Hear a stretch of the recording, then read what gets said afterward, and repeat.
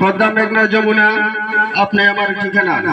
সম্মানীয় উপস্থিতি, আমি শ্রদ্ধার সাথে স্মরণ করছি জাতির শ্রেষ্ঠ সন্তান যারা 5ই আগস্ট জীবন দিয়ে স্বৈরাচার মুক্ত বাংলাদেশ গড়েছে।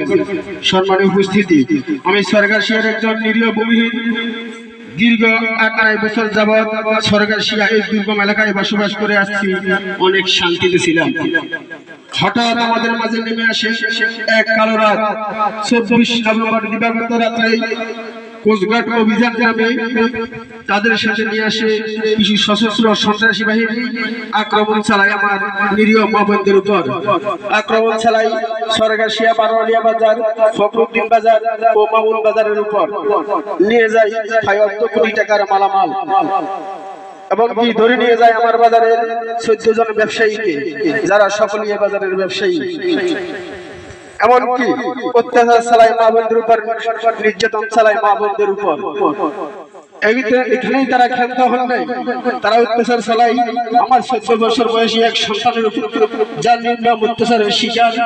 তার হাতের উপরে ফেলছে ফেলাস দিয়ে, শরীর থেকে মাংস আলাদা করে ফেলছে ফেলাস দিয়ে। আমি একজন বাবা হয়ে বলতে আমার পুরো ঘটনা বলতে পারবো না।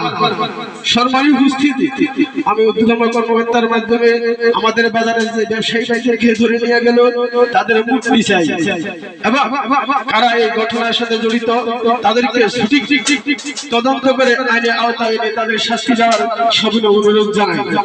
সম্মানীয় উপস্থিতি, আপনারা জানেন আমরা 8 থেকে 9 বছরে যাবৎ অনেক শান্তিতে বসবাস করতে আসছি। আমাদের একজন নেতা ছিল, যিনি একজন ব্যবসায়ী, জনাব মোহাম্মদ বকরুল ইসলাম সাহেব। ওনার নেতৃত্বে আমরা অনেক সুখী ছিলাম। হঠাৎ কেন কারা এই চক্রান্ত করে আমাদের উপরে নির্মম অত্যাচার চালায়, আমরা ঊর্ধ্বতন কর্মকর্তার কাছে এই সঠিক তদন্ত করে তাদেরকে আইনের আওতায় আনার জন্য আমরা সবিনয় অনুরোধ জানাই। এবং আমি আবার অনুরোধ জানাই, আমার বাজার থেকে যে ব্যবসায়ী ভাইদেরকে ধরে নিয়ে বর্তমানে অবৈধ মামলা দিয়ে জেলে রাখছে, তাদেরকে মুক্তি দেওয়ার জন্য আমরা সবিনয় অনুরোধ জানাই।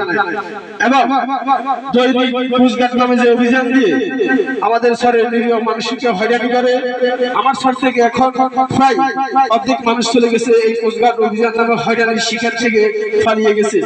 আমি অভিযান বন্ধ রেখে সুস্থ তদন্ত করে কারা দোষী তাদেরকে আইনের আওতায় আনার জন্য আমি সবাই অনুরোধ জানাই। সম্মানীয় উপস্থিতি, আমি আরো অনুরোধ জানাই, আমার যে আগের ব্যবসায়ী বা এই শহরের নেতৃত্ব দিত, তাকে আবার নেতৃত্ব দেওয়ার সুযোগ দেওয়া হোক, আমরা যেন শান্তিতে বসবাস করতে পারি। আমি ঊর্ধ্বতন কর্মকর্তার কাছে অনুরোধ জানাই, আর অভিযান দিয়ে আমাদের নিরীহ মানুষকে অত্যাচার না করতে পারে। আমি আমার সন্তানের বিশেষে আমি আমার বক্তব্য এখানে শেষ করছি। আসসালামু আলাইকুম ওয়া রাহমাতুল্লাহি ওয়া বারাকাতুহু।